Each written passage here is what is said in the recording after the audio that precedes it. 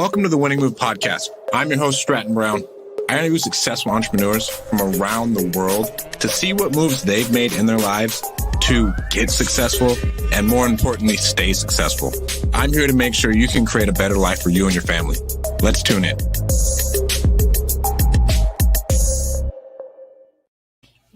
Thank you guys so much for tuning in. We have another amazing guest on today, my friend Carlos from, and I don't know how to pronounce your last name, bro, so I'm not going to do it, from Investor Fuse. How you doing, bro? Strat, my guy. It's not too complicated. Just Zamora. My friends call me Los, short for Carlos. You can go with that, but yeah, just Zamora. Hell yeah. So, let's start off. I want to talk about your CRM, and we'll take a bunch of different avenues after that. Let's talk about how the CRM can make it so you work less, and like the pivot you guys made from wholesaling into a CRM just for different reasons and everything else. But yeah, let's talk about how a good CRM helps you not really have to work at all if you have the systems in place. Awesome. So yeah, I'll dive kind of into the tactical real estate stuff so we can jam on stuff that we like to talk about most of the time. But yeah, a CRM makes sense once you start having a good bit of leads coming in or consistent leads coming in. If you have someone handling your cold calling for you, for example, those leads are going to be coming in, and some people starting off, or even successful people, you're able to do it on pen and paper. That's the first podcast interview I got ever interviewed on, was the Joe Fairless Daily one about transitioning from a pen and paper to a CRM. So there's a lot of back-end tools, and I'm the farthest guy from being the tech guy in the entire company, but there's a lot of back-end tools and softwares that you can use to make your marketing tools connect to your CRM. So that's kind of the first leverage point that I talk about with Investor Fuse or a lot of other CRM providers out there, is that it's going to automatically capture leads from any type of way that you're marketing: direct mail, cold calling, texting, driving for dollars, anything like that. So I'm a big fan of the book Compound Effect. So let's say it roughly takes like 60 seconds to manually write that lead information down or enter it into an Excel spreadsheet.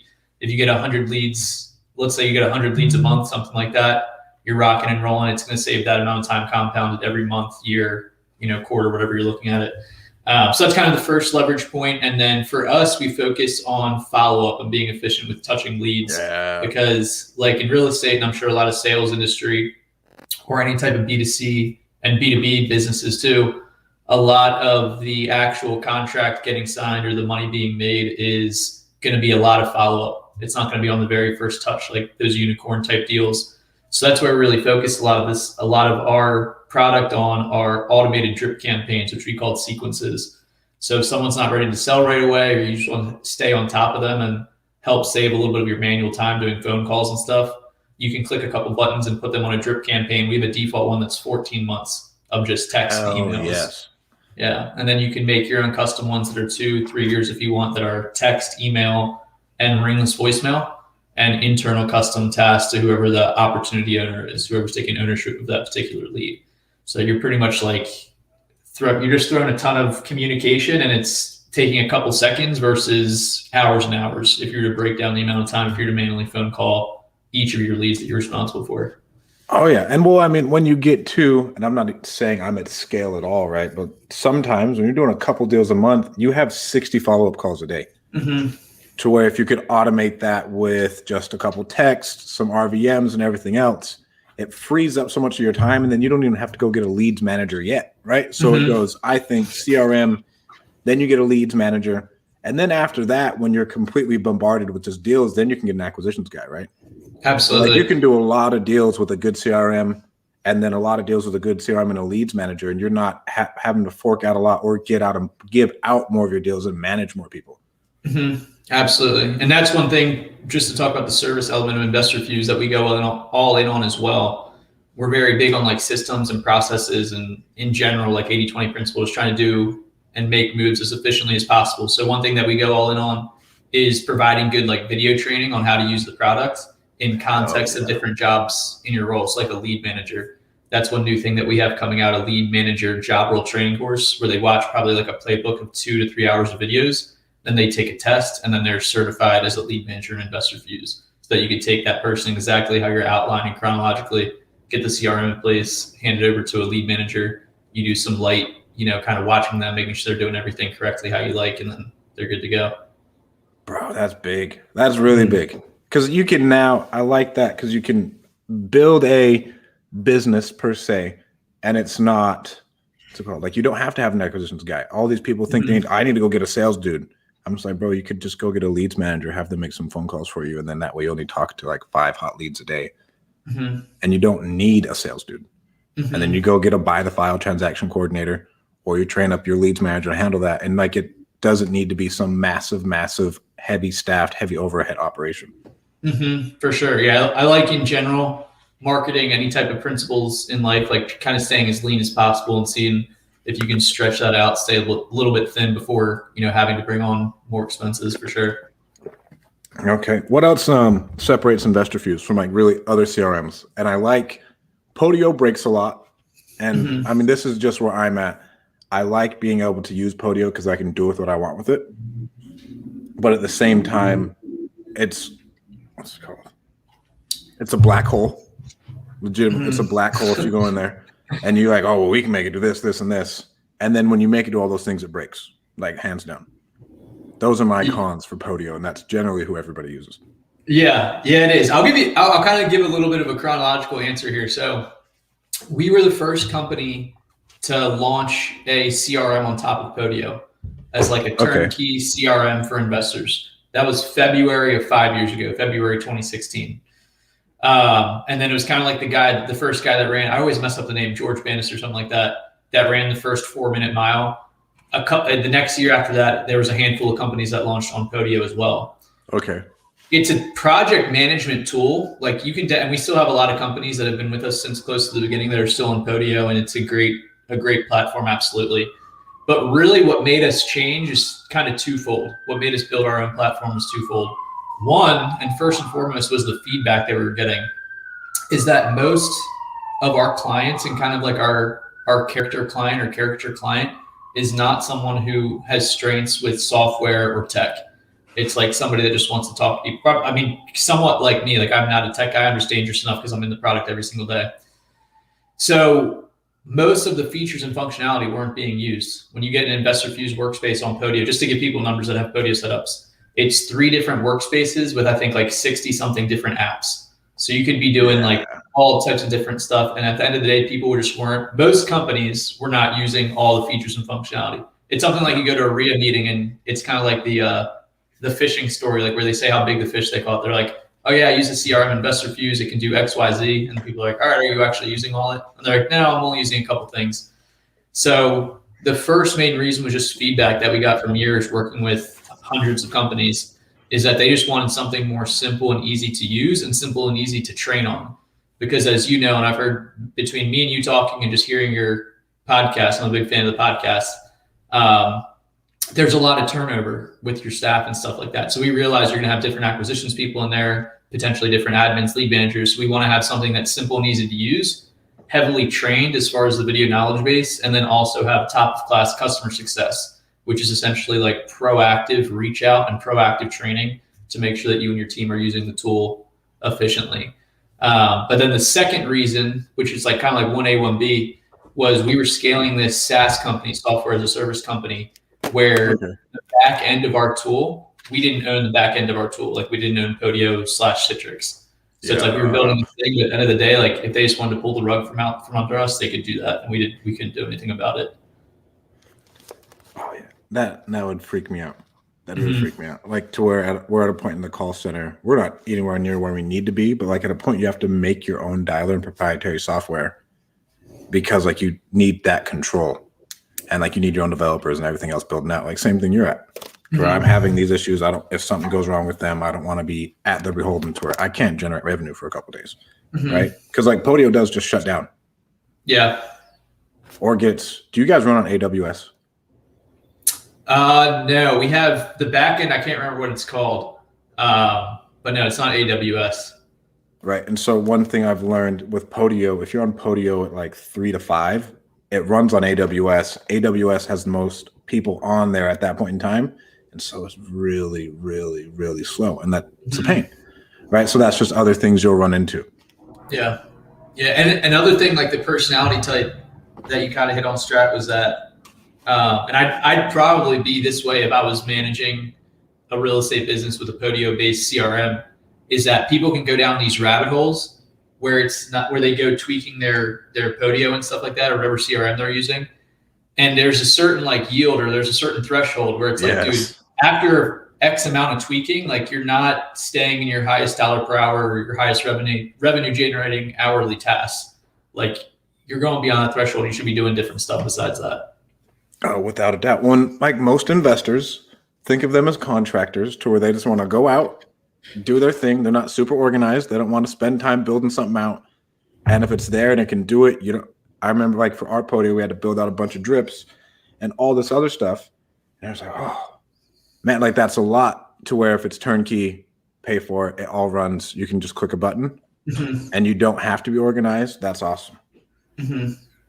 For sure. When was the next one? Yesterday, I was talking to the guy I used to work for, and we bought a Podio that was really, really expensive, and we had to pay for it monthly. And then the person who was running it left, and then me and him both tried to run it. And this is way back when, before I even knew like anything about tech. And we're like, we have to go pay someone to run our own CRM for us because we don't know what's going on.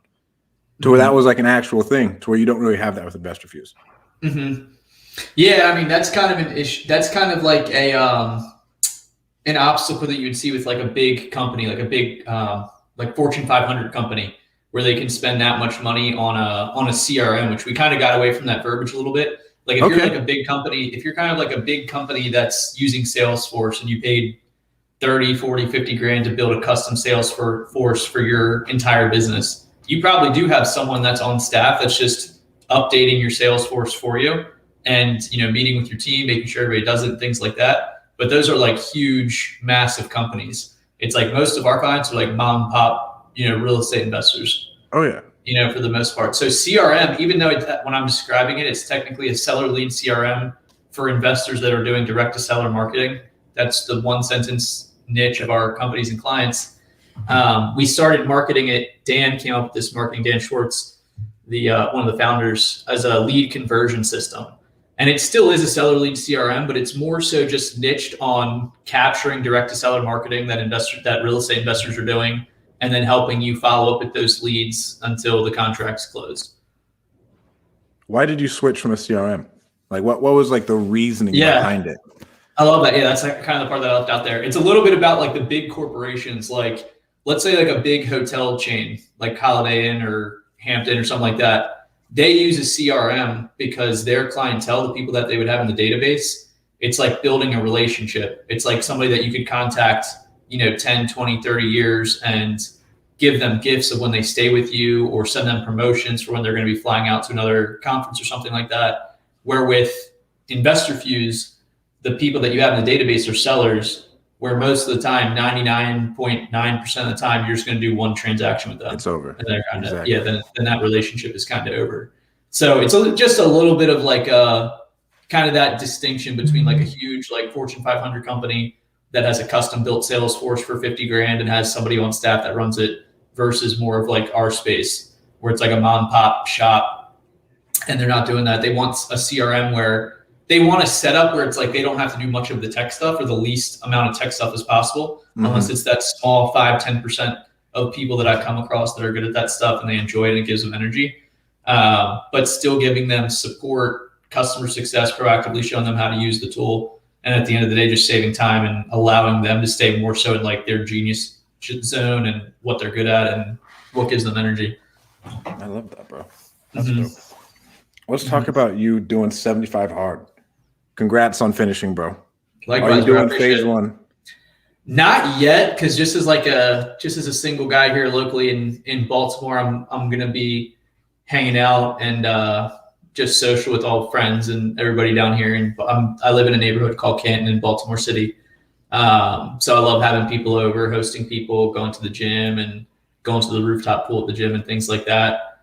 So I am going to be drinking and chilling a little bit this summer, but I'm anticipating to do that phase absolutely towards the tail end of the summer, like when football season's starting. Oh, that's even worse, bro. I drink more during football season. Yeah, that's true. I like to tailgate and stuff, but The easiest time for me to do 75 hard was this winter. I was looking at it originally where it would have ended right on Thanksgiving. So I could have just chilled and done that. Our business coach, software business coach, a lot of the SaaS companies that you would know in real estate all have the same software business coach. He's absolutely amazing. Dan Martell, one of the most motivational guys I've ever seen. He's done like 5 different versions, 75 hard plus probably. But he describes it in a really good way where it almost forces you to hyper prioritize yourself, and it kind of helps you tap into like finding your purpose and like your mission and like what you really can provide to the world, which is like, I love having deep conversations like that and thinking about that stuff every single day. And I think that's a good foundation for just being able to have quality work, quality, attitude that you bring to your workplace and your personal relationships and things like that.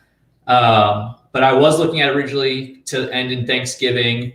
It wasn't a hell yeah for me at that point, which is like, if anybody's listening to this and thinking about doing 75 hard, make sure it's a hell yeah for you. And I remember, hearing you on podcasts, I'm a big fan of the show and we've done the podcast and stuff before.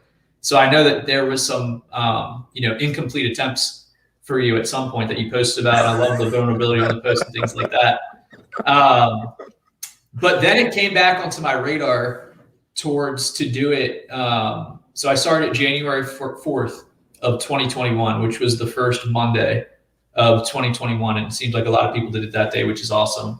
But I was thinking like, you know what, out of everything that you have to do, and just really quick, just to rattle off everything that you have to do, is 2 workouts a day that are at least 45 minutes each. One of those being outdoors, drink a gallon of water a day, read 10 pages a day, take a progress picture. What else is there, Strat? A gallon of water, take a progress picture, 2 workouts a day. Oh, and then follow a diet and no drinking. Yeah, follow a diet, no alcohol, and no cheat meals. So for me, when I was kind of planning and plotting of when to do it, I said the one time that I can, like, the easiest time for me as like a young guy that likes to hang out and very social, for me not to like go out, because that's just kind of how social norms are. Like even like real estate stuff, like before COVID and stuff, I was going out and meeting real estate people and going to Ravens games and Orioles games, meeting real estate investors or lawyers or whoever around is in the city, and hanging out with friends. But I was like, you know what? It's a global pandemic. I'm not genetically made for cold weather. So the time that I'm going to do this is like winter. And I also like winter as well, just going to bed super early. Like 8:30, waking up 4:30, and just getting like really productive. Because I think life is very seasonal. It's one thing I like about Maryland is that the seasons, you get all the seasons here. So I was like, you know what, I'm just gonna knock this out in the winter. The worst thing about it will be I'll walk in like 20, 30 degree weather just on the harbor here, for like an hour every day. That'll be the worst part of it. But yeah, that's kind of the intro, and it was amazing. Knock on wood, I knocked everything out on the first attempt. We can go into a lot of back and forth here between me and you, 75 hard, whatever you want to chat about, but absolutely amazing experience. If it's a hell yeah for you, definitely check it out. It's awesome stuff. If it's not a hell yeah for you, don't fucking do it. Yeah, absolutely. It's not worth the self-hatred it creates. That's how I personally think, right? Because if I do it and I see other people doing it, like, why can't I do it? Right. And then you get into that thing. If you're not that dedicated just to do it, it's hard. And I started phase 1 and I was like, bro, I don't want to do this because number one, the time management of it. And then I wanted to live my life a little bit, right? Like I wanted to drink with my friends. Like that's again, like I'm really social. So like I wanted to have people over at our house. Let's go barbecue. I wanted to go drink with my friends, go have a nice dinner. And then for me, food is a big thing to where like I want to eat good food. Everything that is keto tastes keto and it's awful. And like that, so like I was ready for that next step, but I'll start again, like phase 1. I haven't decided when I'm really going to commit to do it, but it brought a lot of momentum and energy into my life. Yeah. Like, bro, it brought in so much. What was the biggest thing you got out of 75 hard? Yeah, man, that's a good question. I mean, I think it just changes your personality and your operating system. Like, I think I can't remember if we had went live or not yet at the time, but I planned out to go visit my dad in Miami the night 75 hard ended. And I worked out there every single day when I was in Miami, I think except one day. like doing some jogging, surfing every day, weightlifting at the little gym that he has in his condo downstairs.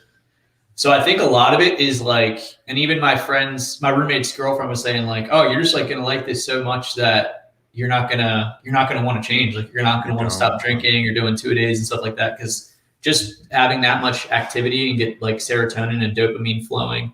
And also just talking about compound effect when we're talking about saving time, either calling your prospects or following up with your leads.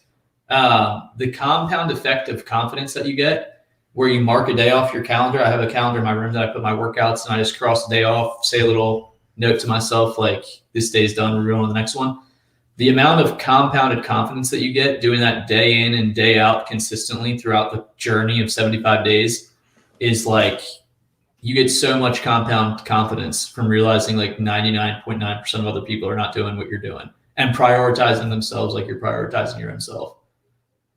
And it's a big thing to like what you tell yourself, to where like Ryan Dossie, who's a friend of mine, and he made that video saying like, oh, the wholesaler who's putting out a bandit sign, I'm working on what nobody else is working.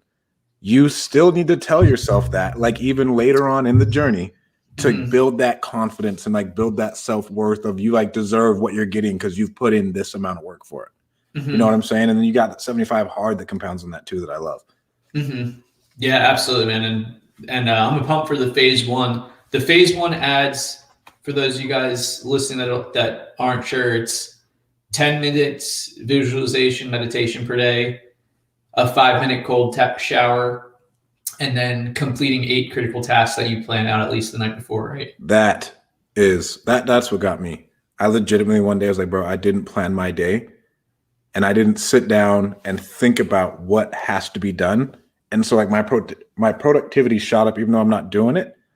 Like for what was it? We did it for a week, 2 weeks. And it was insane because like, I'm really like, fuck, okay, it's 1 a.m. I don't have this shit done. And so I'm sitting there at my computer hashing something out because like, oh, I can't fail. I don't want to do this, blah, blah, blah. Or that is what the productivity that has put out of me has been pretty crazy. Yeah. And to be honest, like I am far from perfect. Like I'm going to be talking about a lot of mindset and personal development and 75 hard stuff, I'm sure with Strat right now, but just as a disclaimer, I am not a guru and I am far from perfect. This is probably what I'm able to do 90% of the time for if we start talking about like rituals and 75 hard type stuff. And I will say with 75 hard, even though it's extremely positive and a lot of positive things, the next phase is going to be powerful for me because I realized that I let a lot of things slip and fall off the table. Like I hyper prioritize 75 hard. And I think in the 75, I should be doing Spanish lessons, for example, 30 minutes every day. Pim's with Spanish. I just sent them to Nick Perry actually when I was hanging out with him Tuesday because he's down in Miami now. I need him to learn Spanish with me. But I only did Spanish lessons, I think like 4 or 6 of the days of the 75 hard, 30-minute Spanish lesson, just because 2 hours are working out. I have my normal work day working like 8 to 4, 9 to 5-ish range. So it's not all, butterflies and whatever the expression is. It's not all positive things. Like a lot of stuff got pushed to the side. Overall though, absolutely amazing. That's probably top of mind. The main like negative or the main con I would say about 75 hard is it almost forced me to get rid of even other productive things. Okay, I can see that. What is your morning ritual now? And that's like helped you at least be successful and like keep yourself sane. For me, if I don't hit my mornings, I will get depressed, right? If I don't hit my morning and it feels good and everything else, like I know my day will be shit. And I'm probably speaking that into existence, but I just see a trend. No, it's true. And as a young lad, when I wasn't sure what I wanted to do in life, I would just kind of see like what successful people did and like millionaires, billionaires type things like that. And it's interesting, a big commonality that they all had is some type of morning ritual where they either spent time like either in personal development or working on their mindset, whether they even knew it or not. My morning ritual is something that I look at kind of like every quarter, but it pretty much consists of some type of meditation, probably anywhere from like a 10 to 20 meditation. As soon as I wake up, I say a little prayer. The cue, if you guys are big into like atomic habits and stuff like that, like the physical cue that I have where it's like an object that you see that helps you do it is actually I have like a seat pillow from the Final Four in 2013 when I won tickets there in Atlanta, Georgia, when Louisville won the championship. I still have 2 of those. So I have one that slides right underneath my bed. So meditate, pray. I weigh in on my smart scale just to see my weight, body fat for the day. And then I have 2 journals that I'm currently rocking with now. I actually have them here. One I got from Nick Perry, Project 369. So if you guys are into this, and it says the keys to the universe, this was highly recommended from Nick. And pretty much it is, I'll pop it open real quick just to show you a day. So you pretty much write your 3 goals in the morning. You write 3 actions that you're going to take to attract it. You write 3 ways that you're going to visualize it as a reality. And then in the afternoon, you write the same goals 6 times. At night, you write the same goals 9 times. And then there's some type of like I am affirmation. Then it asks you about how'd you feel when you put in the work? What are you thankful for? Have you noticed any changes? How are you feeling as you write down your manifestation? So this I just started, I want to say like beginning of April. And then this is highly gifted. Also for the 75 hard things strat, which I'm sure you're the same way because you got an awesome following and obviously awesome dude and people seeing you do it, is I had 2 lovingly I call civilian friends, people that aren't in real estate or like entrepreneur, I call them civilians. So I had 2 civilian friends that just like, I was just talking about 75 hard and they did it as well and completed it too, which was pretty cool. With you? Yeah. Same timeline. I'll ask about that afterwards, but yeah, that's a cool. big deal. And then this absolutely amazing 5-minute journal. Talk about the same business coach. He got this. He sent this to us. So I've been getting this for gifts for people, which has been really, really fun.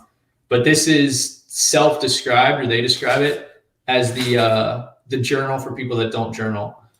And again, this builds in really, really simple daily structure. Let me just pull up a random page here. It has a nice quote at the top, and then it asks you to write 3 things I am grateful for. What would make today great? You write your own daily affirmations in. And then at night, you write 3 amazing things that happened today. And then how could I have made today even better? So your question kind of, and I can end on this, at least for this portion of the answer. In my opinion, the morning ritual really starts the night before. Yeah. Is how you get some momentum in life. So typically that includes some type of meditation, analyzing, but hitting both of those journals there, and kind of a very stoic approach to life, just kind of like some type of rhythm and rhyme to your reflection, or to reflecting on your own day and life and things like that, and always looking at the big picture. What were you grateful for this morning? You're gonna not see me. Let me double check what I was grateful for this morning on my phone. You have a 5-minute journal, don't you? Yeah. So for today, and I like it on what's it called, my phone, because it forces me to take pictures of me and my family, or it forces me to take pictures I can add to my journal. So I was grateful for today, family, good music. I've been listening to a lot of like indie hippie music, and then highlighters, so I can highlight the books that I'm reading. What will I do to make today great?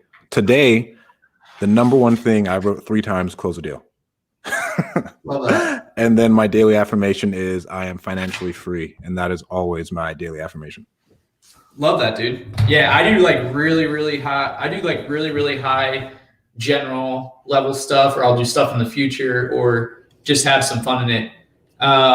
So I put, I am grateful for all my family and all my friends and family. Yep. Meeting new people and all the love in my life. So I was just kind of on a relationship vibe today, but I'm always on a relationship vibe. What would make today great?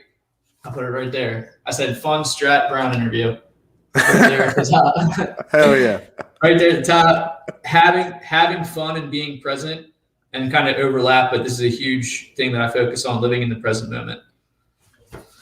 Do you meditate a lot to be more present? Yeah. I need to work on it more. I can't. Yeah. It's getting worse is what I'm saying. Yeah, I mean, bookmark it. Like anything that you want to build in. Same thing. I'm going to drop my business coach again here today too. But that's a good example of like, oh, I'm challenging. I have a challenge with this, or I want to work on this. He would say, okay, cool, Strat. What are you building into your daily? What are you building into your daily actions, or what are you putting on your calendar on a daily basis to help improve with that? So for me, morning and night, just because there's a blizzard of activity that goes on during the day that you have no idea. Like there's so many variables out of your control that can happen throughout the day for us and anybody listening to this. So, and again, I'm far from perfect. So I try to just bookmark stuff and have like a nice ritual in the morning and then a nice ritual at night. And then anything else that I can fit in during the day is kind of like a cherry on top. So yeah, some type of meditation or breath work pretty much as soon as I wake up. And then ideally some type of breath work, meditation as soon as I go to bed. And then in the middle of the day, you can download, there's a ton of apps. There's a good one that I like called Beatfulness. If you just want like a 1 to 3 minute meditation, like middle of the day, even if you're popping on, I know you were reading your son like a nap book before this, before we got on live here. So say you put him down 10 minutes before and you just want to chill for like 2 minutes and focus on your breath. I would definitely recommend Beatfulness is a solid app. And then I just try to fit those in during the middle of the day. Beatfulness. I get so restless during the middle of the day. My girlfriend meditates during the middle of the day.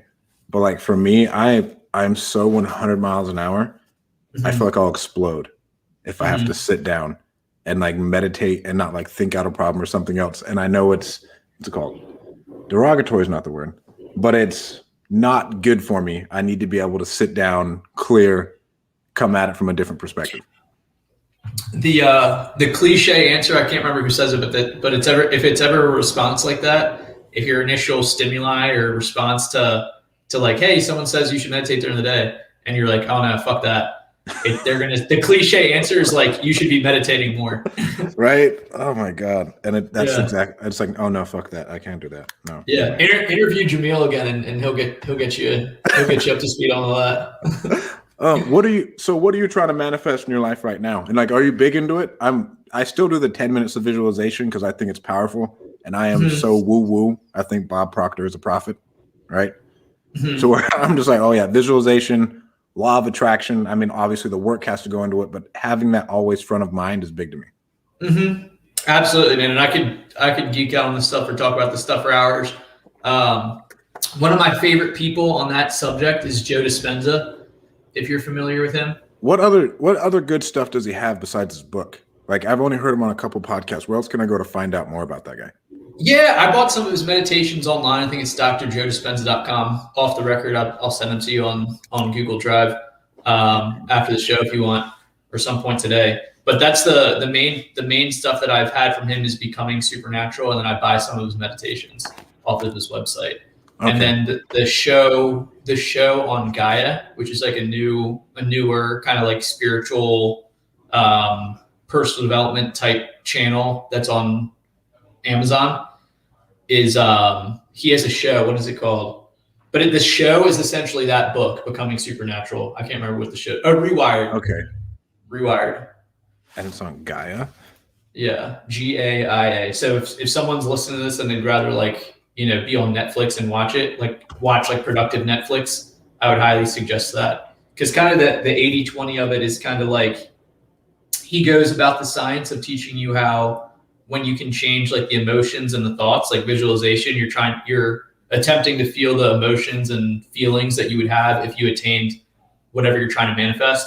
He goes into the science of how your brain literally is changing by doing that. And then you're almost like guided towards that path automatically. And that's really what rituals and routines and intentional habit formation, stuff like that, is really self-automation. Like we're talking about CRMs and things like that, how you can automate different things. The stuff that I'm most interested in is self-automation with your subconscious. Like when I was in college, the story that I tell of like how I got into real estate and things like that, I was not a reader at all.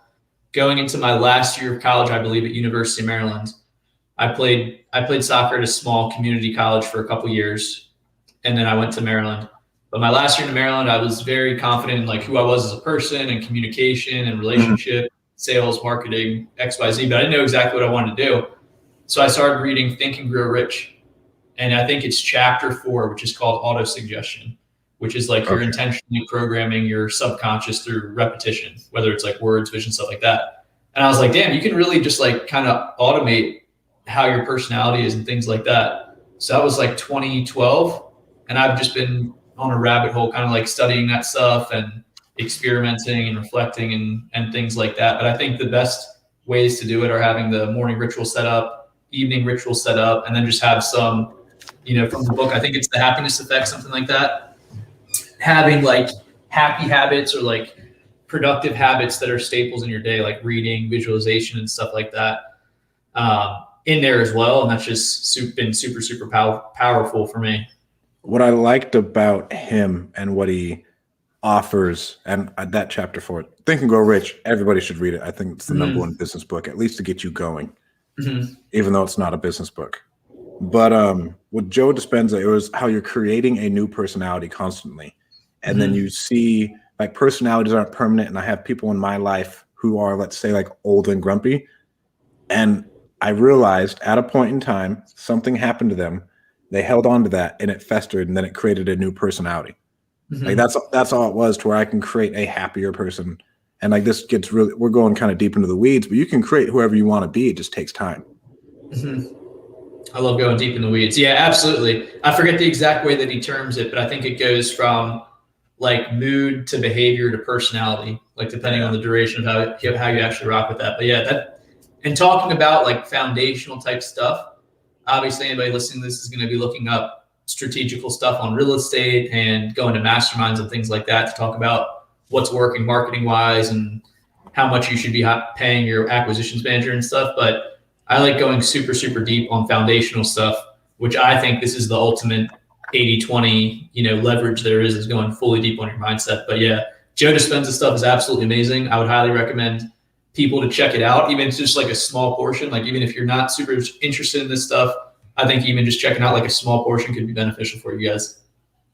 Without a doubt. Do you have a vision board? Dude, I'm in the process of making one from Nick Perry's advice. So I have a digital prosperity and abundance box that I look at every single morning that's on my computer. That's digital. But then Nick and I were working out. We're working out on Tuesday morning before work. And I literally took notes on what he did that I'm just going to copy. And I'm pulling up literally the notes on my phone when I was hanging out with Nick. But he gets all his pictures off of Pinterest for his vision board. Okay. And then what he did is he hired a graphic designer off of Fiverr to crop his face onto any of like the male figures that are on his vision board. And then he sent it to FedEx, and he's printed out a huge like blow up for his home and one for his office. What? Yeah. That's powerful. Yeah. That's powerful. Yeah. Absolutely. I got one in mind, and it's just like pictures, and then I have some words of like what our company revenue goals are and profitability and everything else. But it's been powerful, bro. Like I didn't aim big enough, because some of it's really, really long term, like $30 million houses, and other stuff I'm reaching to where like I'll have a Tesla by the end of the year. What else? We have a couple e-commerce companies that have already come in fruition. What else is on there? And then like the revenue goals for Call Magicians that I thought were a couple years out are really close, like really within reach, which is awesome.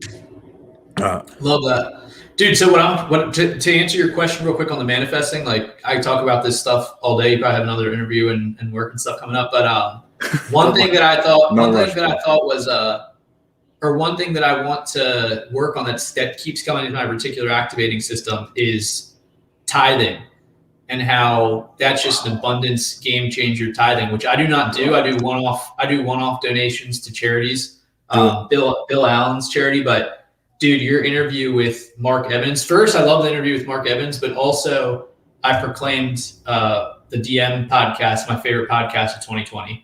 That guy, like when you were interviewing him, I felt like it was me, because I would have said all the same stuff. Like, dude, you literally are the best person at explaining. I believe he calls it like TOTS, like thoughts on the thoughts. But just the way that he's able to talk about how the mind works, but he's also into like he talks about how the universe rewards you, and he's very relationship and into gifting. So it's like this big, he's like a really alpha male dude, but he's also into this same stuff. So like he just speaks to me and is legendary. And I was like literally laughing at the questions you're asking, because I felt like that was like me asking those. What's going on, Warren? What's up, Warren? I do some stuff with him one-on-one. So like I ask him a lot of questions like that, like every week. Like, bro, what the hell's going on? Like, how can I do this? How can I do that? But I think I love my podcast. I love your podcast. But like I tune in for his. If Ed Milet would talk more on his own, I tune into Ed Milet's. and then Real AF. But like Mark's podcast, bro, I send them to people. Like, you need to hear this. Like, this is, bro, like, you need to hear this. This is gospel. It is so powerful. And then tithing for me, I have tithed when I have nothing in my bank account. The money's coming in, and then I put it out, and I know I'm still going to be good because like you have to deliver that abundance into the universe. I'm not a God guy, nothing like that, but I am a massive, massive proponent of tithing. Love that. Yeah, man, I agree. As somebody that's in the beginning stage, like I said, I just kind of do one-off donations if they come across my my virtual desk here. But like I saw you and Mark talking about it, Jason Medley was talking about it, Mike Stansberry, who I was doing an Investor Fuse customer case study with, was talking about it yesterday I think it was yesterday, was talking about it. And they all said the same exact thing, that you kind of just like explode and blow up when you start tithing, because you're just like signaling there's more there. However deep in the weeds you want to go here. But bro, go as deep as you want. We got as much time as you want. Yeah, he really just resonates. And that's even Joe Dispenza's stuff, talking about meditation. Like, you can really tap into yourself. But if you read certain books, like I have one of my favorite books, I think I have it here. Me and Raul Balufe talk about that book a lot, by Eckhart Tolle, The Power of Now. That changed my life. Dude, how good is that book? Bro, so changed my life. And I'll get really personal with this one. What's it called? Me and my son's mom broke up for the first time, and I was just torn apart because I was like, oh, bro, you can't hold together your own family. That book changed my life. Like, I don't know what it was, but I read that, felt so much more peace, conquered a lot of mental stuff to where, A New Earth was amazing, bro. Both those are absolutely, absolutely amazing. A New Earth, I want to say I read that right before coronavirus kicked off. So I want to say February of last year. Okay. And A New Earth is talking about kind of like how there's this, what's the term you want to say? Not plague, but a disease maybe, of people just too focused on their own egos. And it almost laid out perfectly with coronavirus, just, everything going on in the world and stuff like that, and Power of Now. But I'm trying to think of a good way to synthesize this. But how you were saying earlier, how you struggle with potentially like meditating during the day and stuff like that. The Power of Now, as cliche or simple as it sounds, it's a whole book explaining and really detailed, visualize, and give some strategy to, which I'll share here after this, is that if you think about it, the present moment is really all you ever have in life. Like, literally, you both have stuff going on. Your son's napping in the other room or near you. But like, if you really, really think about it, there's nothing besides just this small hundredth of a millisecond going on at a time. Like, nothing is more important than that. And life is almost, you're a big sports guy, DB, cornerback. I'm more like a slot receiver type guy. But like, one of the things that I love about sports is that it forces you into the present moment. Like, a lot of times on plays, that it locks you in the present moment. Or like, my roommate was talking about Steph Curry the other day. He's on this incredible shooting streak of making like 10 3-pointers in a game. It just stopped the other day against Washington, against the Wizards. But like, when you have that muscle memory and you're able to like not think, that's a big part of it. Like, not thinking and just flowing in life. That's what I absolutely love, is like when you can just tap into flow. And the analogy I use, I know I'm jumping around a little bit here, but people see how like my civilian friends, they'll see how regimented I am with stuff, with like morning routines, evening routines, 75 hard especially. And they're like, man, you go so wild, like you don't allow yourself any freedom. And I'm like, no, it's really, that's that discipline. And the more you do it, like weighing out food or rituals, anything like that, the more you do it, the less you think about it, the more automatic it is. And the analogy I like to use is like, it's just putting on like bumpers on a bowling alley. Like, you can just, when you have those set up, those bumpers in life, you can just roll the ball down the alley and just flow through life and not think much and just be in the present moment as much as possible and just live your life and have fun and flow. Well, and you don't have that decision-making fatigue. That's a real thing, especially when you're an entrepreneur, or, I mean, not even an entrepreneur.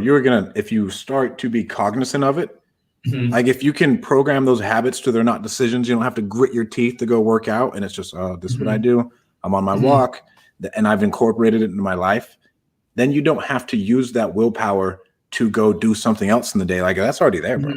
And so you can save that important energy you have to make key decisions for later in the day when they actually matter, instead of, oh, I got to go work out. You have to force yourself out of there because you've already built that muscle. 100%. And that's, if I could redo the answer for 75 hard, that's a huge one. It's like your decisiveness. There's like, your decisiveness is like no other. Like, instead of like your brain, which is wired to keep you like comfortable and least amount of resistance, like if you get to get your second workout in, it's like 8 o'clock at night. Like, there's no hesitation. You just go knock that out, go for a walk at the gym, whatever. But yeah, exactly. Absolutely. And everybody only has a certain amount of like willpower, a certain threshold of like mental exhaustion in a day. And that's why it's so important to try to stay in your lanes of like what gives you energy and what you're good at, ideally for most of the day. I think that's the number one thing that people don't realize. And Mark told me to read this book 4 years ago when I first met him. He was like, you need to read Unique Ability 2.0. Can you write that down? I think I have it right here. Unique Ability 2.0. Unique Ability 2.0. And get the workbook. This book changed my life to like really, and like I've done predictive index, but it's going to put you through a series of personality tests and stuff. To, you should really be doing these things. And like, what is it? Trevor at Carrot talks about things that feel light and things that feel heavy. And it helps you identify those things. So as you are going into a partnership or you're looking to like do something else, you're like, no, you know what? I'm not going to do that. It's not going to go well. It's not. And then you can design your life to things are all light and it doesn't feel like work because you're doing what you, I don't want to say what you love because I think that's a cliche, but you're doing things that you're just good at. You like doing it. Like, I'm having fun. Absolutely. And that's what Power Now is. I was rereading through some of it, just my highlights today. And it said like in an ideal world in the future, like they're going to completely change the word work. And it's just, I forget how they worded it, but essentially to your point, it's like you're going to kind of just be flowing and doing things that are like they're fulfilling because there's some type of challenge to them and you're using some type of like your own unique skill set to accomplish it. They're going to change the word work to something else, to your point. Exactly. How do you feel about ego? I think so.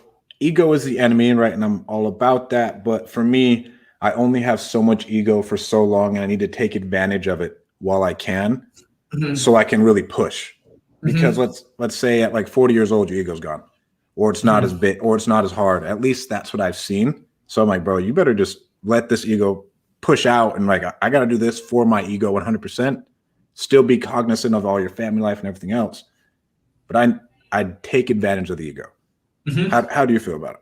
I love that. I wasn't sure which way you're going to take that. And I thought that this is going to be a response. I feel like I'm watching the Winning Move, Mark Evans interview again, but I think that the ego kind of gets a bad rap. You can definitely use it to your advantage, like you said, to almost like identification or like how you identify yourself or what identity you have for yourself, which if you're a fan of the book, like Atomic Habits, that's really at the center of behavioral change or whatever habits that you're trying to bring on is like how you see yourself. So like when you're playing college football, and I know that this is maybe like everybody talks about this, but I love sports and I think that's awesome that you played.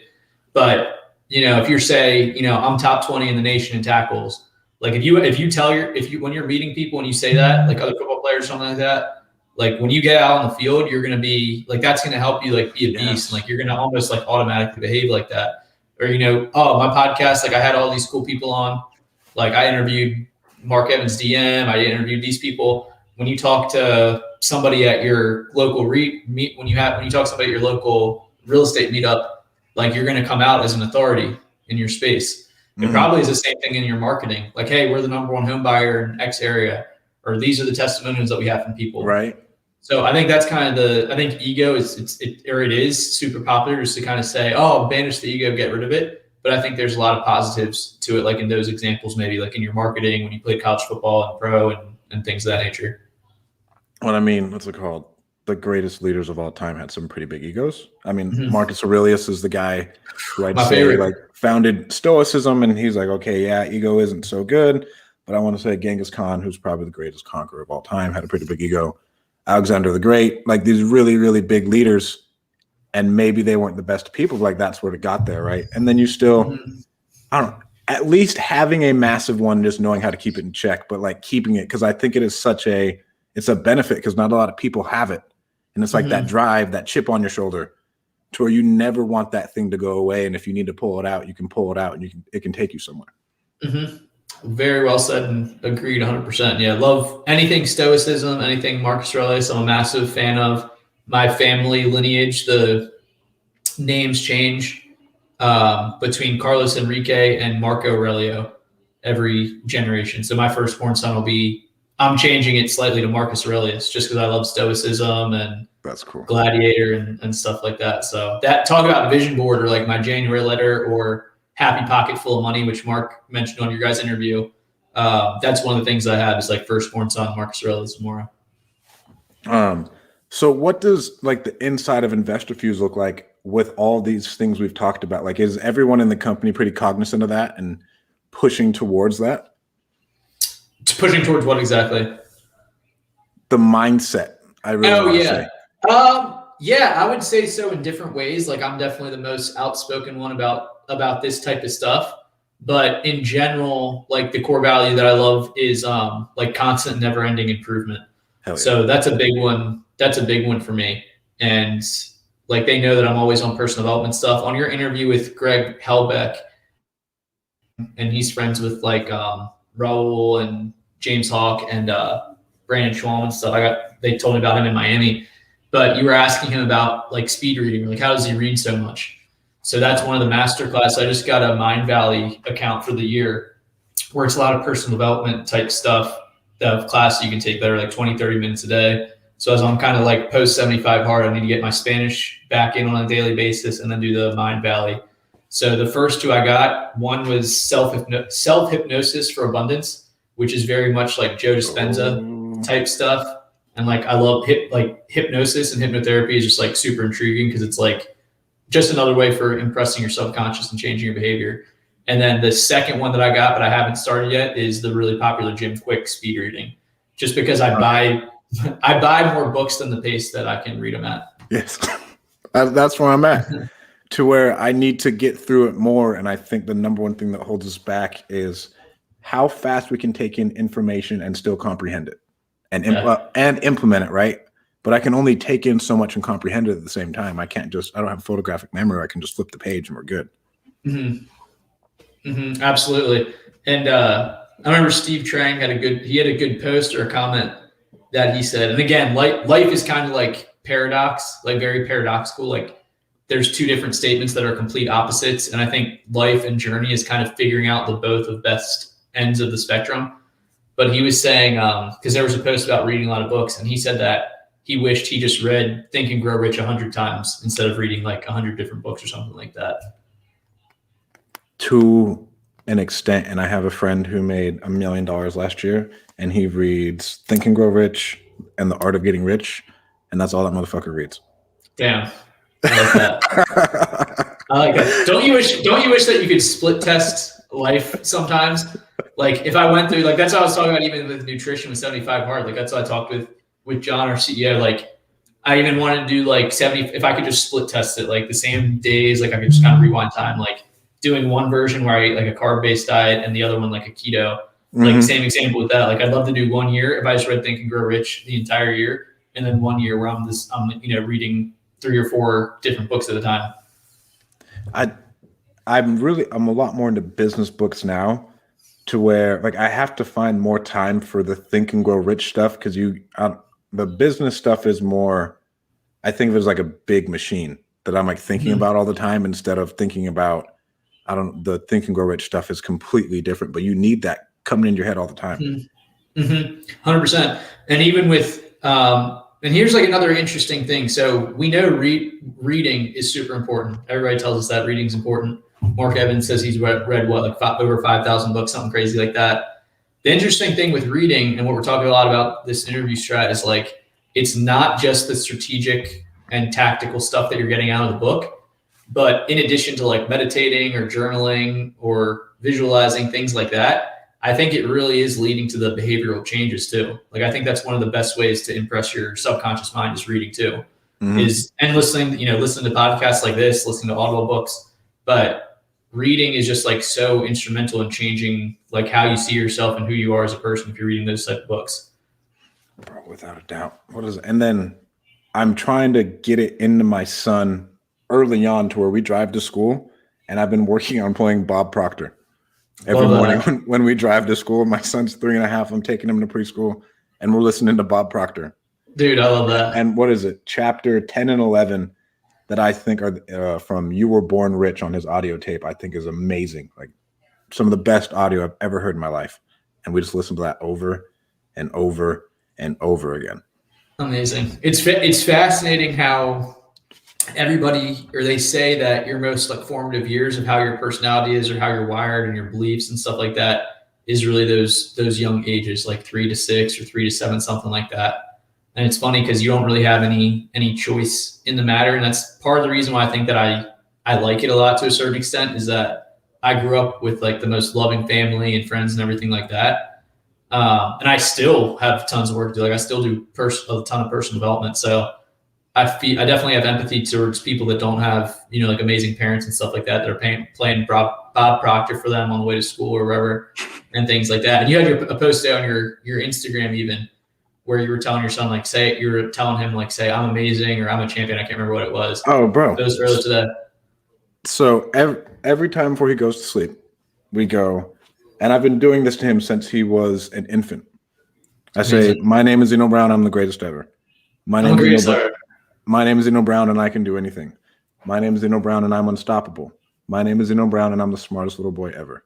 My name is Zeno Brown, and I don't cry. My name is Zeno Brown. What else? My dad and Kalani love me so much. My name is Zeno Brown, and I can do anything. And my name is Zeno Brown, and I don't quit. And I say that to him. He's heard that every night since he was born. And just over to where that affirmation that's there, that's going to carry that kid for a while, to where if he grows up just thinking that and his dad's here telling him, obviously we're going to work on hard work and everything else. Oh, and my name's Zeno Brown, and I'll outwork everybody. Mm-hmm. Right. So all those things that are going into him, that I'm programming my little clay malleable child into thinking he can do anything and thinking he works hard, to where he's already, and he's tough as nails. Right. So it's all been programmed into him because he's so malleable. Mm-hmm. Dude, that's absolutely amazing. That's my favorite part of our Friday afternoon conversation thus far. That's absolutely amazing. I love getting, seriously, dude, he's already a stud. I've seen you post him since we became friends. When we met originally in Woodlands, Texas at the Wholesale event. Wholesale, yeah. But I think we may have talked before that on social media and Instagram and stuff, but that's so freaking cool. And it's going to be awesome seeing him grow up, because that's literally just going to be his operating system. Whatever computer he has, the computer of his mind, that's just the operating system. You have, I have my MacBook here, you're just continually fine tuning his operating system. And one of my favorite gifts to get, I have 4 nieces, and even some of my friends, either kids or nieces, I get them affirmation coloring books where they're writing in similar stuff and drawing in there. So they're it's adding an element of another sensory or sense to doing it, where they're coloring in and saying at the same time, because obviously super important. Talk about an 80-20 lever, a massive foundational lever. That's amazing, man. But if we can get to more kids and more kids think that way about themselves, right? To where yesterday we had to do it on our podcast, and he said, I'm just an average Joe who's a fireman. I was like, bro, the worst thing you can fucking say is that you're an average human being. Mm-hmm. I was like, we can't say that. We can't say those things as we put those things out into the universe. We truly start to believe that. Mm-hmm. And that is holding you back from reaching your goals. Mm-hmm. Because the only difference, right? The only difference between me and Jeff Bezos is Jeff Bezos probably thinks a lot better than I do. Mm-hmm. And he's a really, really smart guy. But he thinks a lot better than I do. Can't cover wide receivers as well, but yeah, I hear you. Can't tackle. He's not top 20 in the country in tackles, I'll tell you that. But yeah, 100% right, man. And the more I see stuff that high level people saying that your inner thoughts, your inner, kind of your inner reality or your outer reality is a direct reflection of whatever's going on in your head. At first, it sounds like woo-woo, and I know that might miss some people that are hearing this, and trust me, I used to think that. I used to have a similar reaction to it. But as life goes on more and more, I think it's 110% accurate. Oh, last thing, and then we'll wrap this up. My head strength coach from college is the head strength coach of the Bengals now. Nice. And what's it called? His dad was an orphan and raised him up on all of that, just straight positive thinking. Law of attraction. His vision board growing up was to be a head NFL strength coach. Damn. Right. And now that's what he does. But then he was just talking about the number one difference between the top best people in the NFL and the average people, besides hard work, is their mindset. And he was like, someone at some point in time implanted into that kid that they can fucking do anything. And that is the biggest difference. That's all that's there. Everybody up there's freaks. He's like, that doesn't matter. He's like, but the number one thing between a dude who's a freak and a dude who's a freak, or maybe like a below average athlete, but made it all the way, like Tom Brady, he's like, it's all up here. It is the craziest thing I've ever seen, because everybody up there is just bananas. Dude, could not agree more. Ed Milet has a good way of talking about Brady too, of how he has all these different comeback victories and stuff like that. And he says what he attributes Brady's success to is literally he just identifies himself as somebody that comes back and wins games, like doesn't lose games and things like that. And it's 100% true. And you identify as that shit. Yeah. Bro, we could go in. This is one of my favorite podcasts of all time. Hopefully it doesn't go over people's heads, but if you study this stuff, your mindset is going to take you so far. Yeah. 100%, man. Well, thank you so much for coming on, bro. Any parting words? Where can people find out more about you? Yeah, man, I'll leave with a stoic word. I mean, best like strategical advice. Me and Strat love Eckhart Tolle books, Power of Now and A New Earth. If you can somehow find a way to add that into whatever you're reading, I think that's very good for times like now, especially as we're getting out of quarantine and stuff like that. And a big reason I was doing 75 hard is I want to get some momentum as the country starts opening up. One of my favorite quotes is somebody, we didn't really talk about it, but I'm big on like the weekly reviews. The last 4 years, I do a weekly review like on Fridays, where I do an interview with myself real quick. And then I can use those in like my quarterly and annual reviews. It's almost like watching a movie, but just kind of seeing yourself, what's going on, stuff like that. So the quote I'll leave with is, the unreflected life is one not worth living. I can't remember. It's somebody stoic, but it's pretty much saying that you should have some type of rhyme and rhythm to reflecting on your life and being able to make like educated changes and pivots and find out where you can have moments of gratitude and forgiveness, because that just helps you really live life and flow. And that's a big part of like what Strat and I use with the 5-minute journal, almost like locks that in, like the morning and evening gratitude, like a nice simple staple for you guys. Power of Now, A New Earth, and get a 5-minute journal. And then I'm on Facebook. If you want to Facebook me, my name's right here. And then my Instagram is @it's Los, my nickname Los21. And where can people find out more about Investor Fuse? Oh yeah, go to just investorfuse.com would be perfect. You can reach out on there and I'll see it. Hell yeah. Thank you so much for coming on, bro. This is really one of my favorite episodes. A pleasure and a privilege, man. I absolutely love the show. I'm a huge love troll on Facebook and social media, so I never like anything. I always hit love, and it's always I haven't seen Social Dilemma. I haven't seen Social Dilemma, but like I think the Facebook algorithm knows I love the show, so I always see it pop up and give it some love. But always good to talk to you, Strat, man, and we'll catch up soon, all right? Bro, thank you so much for being a fan. A pleasure and privilege, man. Thank you so much for tuning into this episode of the Winning Move Podcast. I hope it helps you make all the right moves in your life and business. Please make sure to go like and subscribe on any podcast platform that you're listening to, and make sure to go follow me on Instagram @StratDaddy. Thank you guys so much. I'll talk to you soon.